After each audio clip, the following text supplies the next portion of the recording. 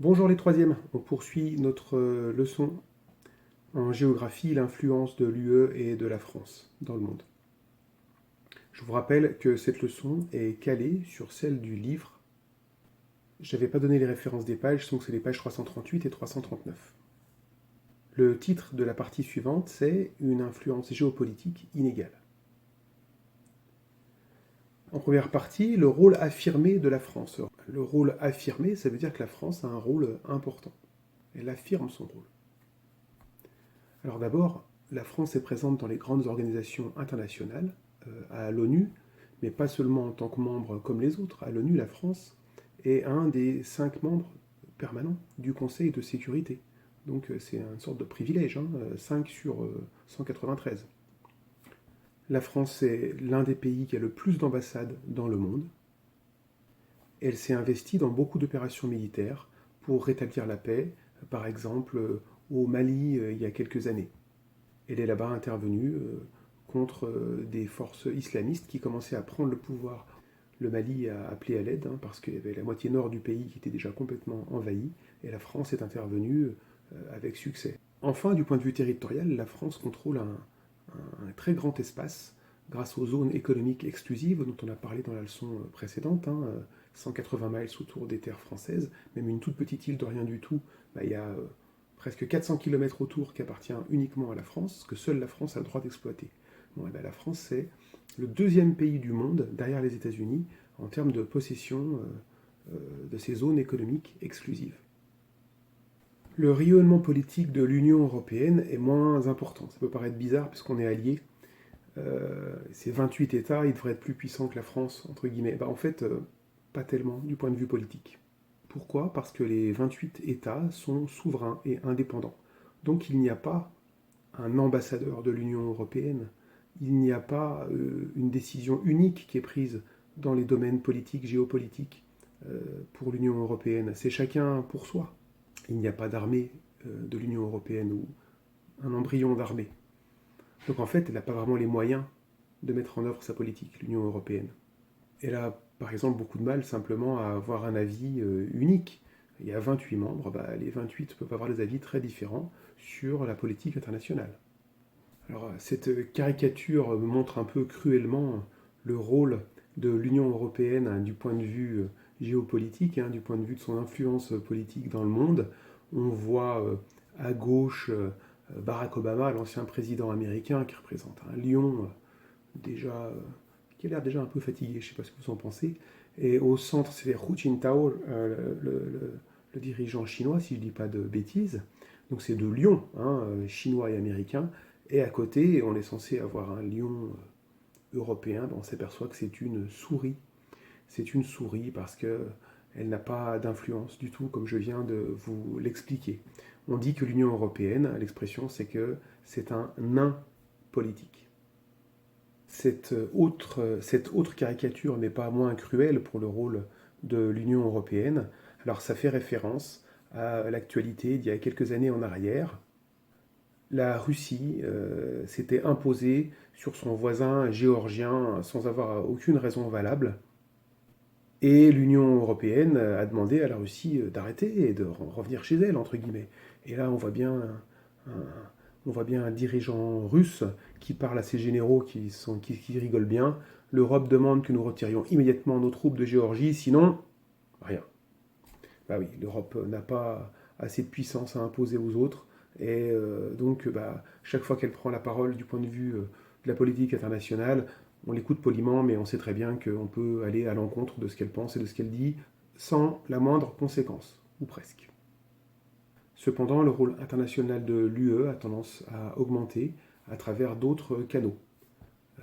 Par exemple, elle intervient de plus en plus dans des opérations militaires. Alors pas forcément en tant qu'Union européenne, mais en tant que membre de l'Union européenne. D'autre part, l'Union européenne a un rôle très important dans l'aide au développement, l'aide aux pays en difficulté, comme on peut le voir dans le graphique. On passe maintenant à la dernière partie, l'économie. Alors en économie, l'Union européenne, c'est pas du tout un nain, là c'est un géant économique. Le quart à peu près de la richesse mondiale est détenu dans l'Union européenne. Les entreprises européennes sont très bien placées dans certains domaines, notamment dans les services, les assurances, les transports, la grande distribution, les hypermarchés par exemple. D'autre part, elle est aussi à la pointe dans les hautes technologies, alors, pas toutes, mais néanmoins dans l'aérospatiale, dans l'aéronautique, dans la chimie, elle est très bien placée. D'ailleurs, comme on a pu le voir au début de la leçon, de nombreuses multinationales européennes, des firmes transnationales, sont très bien placées dans le top 10, top 11 des plus grandes firmes mondiales. Alors on peut donner l'exemple d'Airbus, hein, qui est une des plus grandes compagnies aéronautiques au monde, et c'est une entreprise vraiment européenne. C'est plusieurs pays de l'Union européenne qui se sont alliés. Chaque État monte une partie de l'avion dans son pays, puis on ramène tout du côté de Toulouse, et là, tout est monté pour faire l'avion final, et ensuite ça se vend très bien. On a un autre exemple de la compagnie H&M, qui est très célèbre, qui est une compagnie vraiment mondiale. Là, on la voit en Chine. Or, H&M, c'est une entreprise suédoise, comme Ikea, qui est implantée dans le monde entier. N'oublions pas non plus l'aspect financier, puisque dans les plus grandes bourses du monde, là où on échange des actions, hein, eh bien, les bourses européennes sont très bien placées. De plus, les Européens, vu qu'ils ont de l'argent, ils l'investissent. Donc ils vont acheter des entreprises dans le monde entier. Mais en même temps, l'Europe est ouverte, donc elle accepte aussi que des entreprises européennes puissent être achetées totalement ou partiellement par d'autres entreprises. Donc l'UE, c'est vraiment l'un des 3 grands pôles économiques du monde. Alors du côté de la France, autant du point de vue géopolitique, elle a un rôle assez important, du point de vue économique, son rôle n'est pas négligeable, mais elle n'est plus au plus haut niveau. C'est cependant la 6e puissance économique mondiale, alors on est toujours très très très proche du Royaume-Uni, des fois on est devant, des fois eux ils sont devant, bon bref, 5e, 6e puissance économique mondiale. Contrairement à ce qu'on entend parfois aux informations, la France est très ouverte aux investissements étrangers. On a plus de 2 millions de Français qui travaillent pour les entreprises étrangères en France. L'économie française a des grands groupes qui sont plutôt bien placés dans la concurrence internationale. 17 groupes français dans les 200 premiers. C'est pas extraordinaire, mais c'est pas rien. Je vous rappelle quand même l'importance démographique de la France. 65 millions d'habitants sur une population mondiale de 7 milliards, donc ça veut dire moins de 1% de la population mondiale. Donc quand on fait cette comparaison, la place de la France est quand même pas négligeable. Alors, la grande faiblesse de la France, c'est qu'elle a quand même du mal à vendre à l'étranger. On achète beaucoup plus à l'étranger que l'on vend à l'étranger. Ça, c'est quand même une faiblesse importante du point de vue économique. D'autre part, en France, il n'y a quasiment plus aucune matière première. On en avait beaucoup au XIXe siècle, durant la révolution industrielle, notamment du fer, du charbon, etc. Désormais, les mines sont fermées et les matières premières, il faut systématiquement les importer, les acheter à l'étranger. Donc on est soumis aux incertitudes politiques. S'il y a une guerre à tel endroit, peut-être qu'on n'aura plus d'uranium. On est soumis aux incertitudes économiques. Les prix peuvent augmenter énormément. Le prix du pétrole passe de 100 $ le baril à 0 $ le baril durant la crise du Covid.